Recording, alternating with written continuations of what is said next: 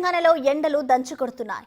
కిమిలోనింబస్ మేఘాలు ఏర్పడి సాయంత్రం సమయంలో వర్షం పడుతుందని వాతావరణ శాఖ తెలిపింది. ప్రస్తుతం పశ్చిమ బంగాళాఖాతంలో ఉపరితల ఆవర్తనం కొనసాగుతుందన్నారు. దాని కారణంగా మరో 2 రోజుల పాటు వర్షాలు కురుస్తాయని అన్నారు.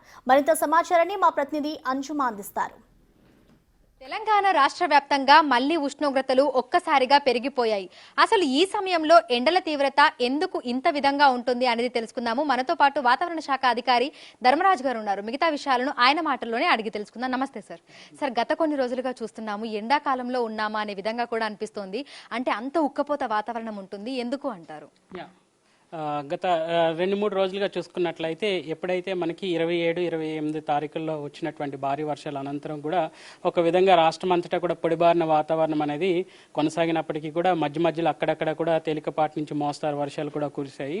సో ఈ రోజు కూడా ఆదిలాబాద్లో కనుక చూసుకున్నట్లయితే 8 సెంటీమీటర్ల వరకు కూడా ఈ రోజు కూడా వర్షపాత గణాంకాలు అనేవి నమోదయ్యి. ఒక విధంగా చూసుకున్నట్లయితే ఇటు తేమతో కూడిన గాలి అంతా కూడా ఇటు పశ్చిమ రాష్ట్రాల వైపు కదలడం వల్ల, అట్లాగే చూసుకున్నట్లయితే ఒక అల్పపీడనాలు కానీ చూసుకున్నట్లయితే ఉపరితల చక్రవాకాలు కూడా ఇటు పశ్చిమ రాష్ట్రాల వైపు కదలడం వల్ల మనకి ఒక విధంగా పొడిబారిన వాతావరణంతో పాటు ఒక విధంగా 1 డిగ్రీ వరకు కూడా ఈ యొక్క ఉష్ణ తీవ్రత కూడా పెరిగిందనే చెప్పొచ్చు. ఈ రోజు కనుక చూసుకున్నట్లయితే సుమారు ఖమ్మంలో 35 డిగ్రీల వరకు కూడా ఉష్ణ తీవ్రత కొనసాగుతుంది. అలాగే హైదరాబాద్లో కనుక చూసుకున్నట్లయితే 32.6 డిగ్రీల వరకు కూడా ఉష్ణ తీవ్రత అనేది కొనసాగుతుంది. దాదాపు తెలంగాణ రాష్ట్రంలో కనుక చూసుకున్నట్లయితే గరిష్ట కనిష్ట కనుక చూసుకున్నట్లయితే గరిష్ట ఉష్ణోగ్రతల దాదాపు అన్ని చోట్ల కూడా 1 డిగ్రీ వరకు కూడా పెరిగాయని చెప్పొచ్చు. నైరుతి ఋతుపవనాల కాలంలో మనకి సుమారు కనుక చూసుకున్నట్లయితే సగటున మనకి 29 డిగ్రీల వరకు కూడా ఉష్ణ తీవ్రత నమోదవలసిన గణాంకాలు కనుక చూసుకున్నట్లయితే అన్ని చోట్ల కూడా ఆల్మోస్ట్ మనకు చూసుకున్నట్లయితే ఉష్ణ తీవ్రత అనేది పెరిగిందని చెప్పొచ్చు.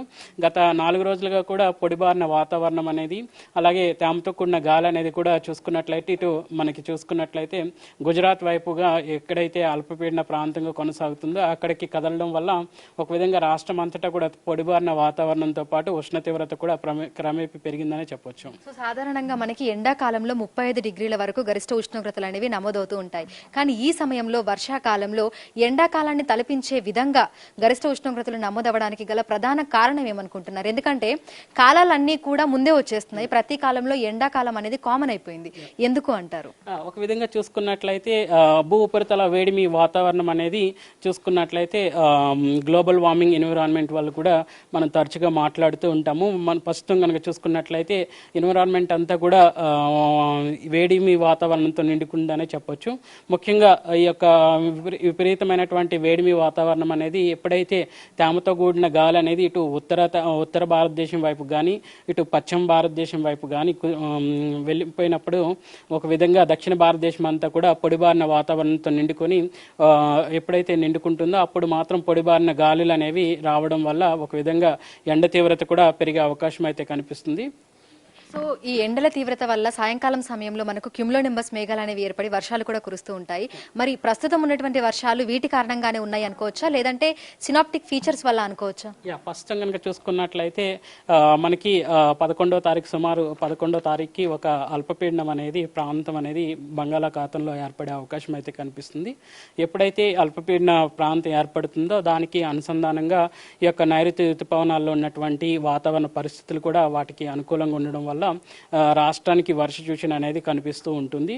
గత 4 రోజులుగా చూసుకున్నట్లయితే నైరుతి ఋతుపవనాల వర్ష సూచనలు కూడా ఇటు పశ్చిమ రాష్ట్రాల వైపు ఉత్తర రాష్ట్రాల వైపు అధికంగా కొనసాగడం వల్ల ఇటు చూసుకున్నట్లయితే మనకి హిమాలయ పర్వతాల దగ్గర కానీ ఇటు చూసుకున్నట్లయితే రాజస్థాన్ కూడా మనకి వర్షాలు అనేవి ఈ సంవత్సరం అధిక మొత్తంలో వచ్చాయి. ఇంకా గుజరాత్ ఏరియాలో కూడా గత 4 రోజులుగా కూడా భారీ వర్షాలతో గుజరాత్ కూడా ఒక విధంగా రాష్ట్రం కూడా కనిపించింది. సో తెలంగాణ రాష్ట్రంలో ఇంకా ఎంత వరకు మనకు వర్షాలు కురుస్తాయని చెప్పుకోవచ్చు? నైరుతి ఋతుపవనాల తిరోగమనం అనేది ఎప్పుడు మొదలవుతుంది? సర్వసాధారణంగా నైరుతి ఋతుపవనాల తిరోగమనం అనేది చూసుకున్నట్లయితే అక్టోబర్ మొదటి వారం కానీ 2వ వారంలో మనకి నైరుతి ఋతుపవనాల తిరోగమనం అనేది జరుగుతూ ఉంటుంది.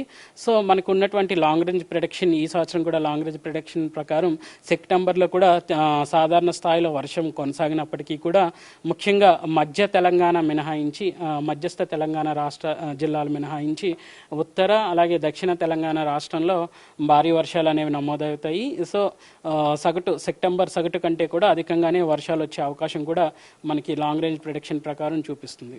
సో ప్రస్తుతం చూసుకుంటే ఇటు హైదరాబాద్ తో పాటు తెలంగాణ రాష్ట్ర వ్యాప్తంగా కూడా ఒక్కసారిగా వేడిమి వాతావరణం అనేది పెరిగిపోయింది. గత 4 రోజులుగా కూడా గరిష్ట ఉష్ణోగ్రతలు అంతకంతకు పెరుగుతూనే ఉన్నాయి. ఎండాకాలంలో ఏ విధంగా అయితే మనకు 30 నుంచి 35 డిగ్రీల మధ్యలో గరిష్ట ఉష్ణోగ్రతలు నమోదవుతాయో ప్రస్తుతం కూడా అదే విధంగా మనకు ఎండల తీవ్రత అనేది కూడా ఉంది. అయితే రేపు ఎల్లుండి ఈ రోజు రేపు ఎల్లుండి తెలంగాణ రాష్ట్ర వ్యాప్తంగా తేలికపాటి నుంచి మోస్తరు వర్షాలు కురిసే అవకాశం ఉన్నట్లుగా, కొన్ని జిల్లాలలో భారీ వర్షాలు కురిసే అవకాశం ఉన్నట్లుగా కూడా వాతావరణ శాఖ అధికారులు అయితే తెలుపుతున్నారు. వీడియో జర్నలిస్ట్ కృష్ణతో అంజుమ, బిగ్ టీవీ, హైదరాబాద్.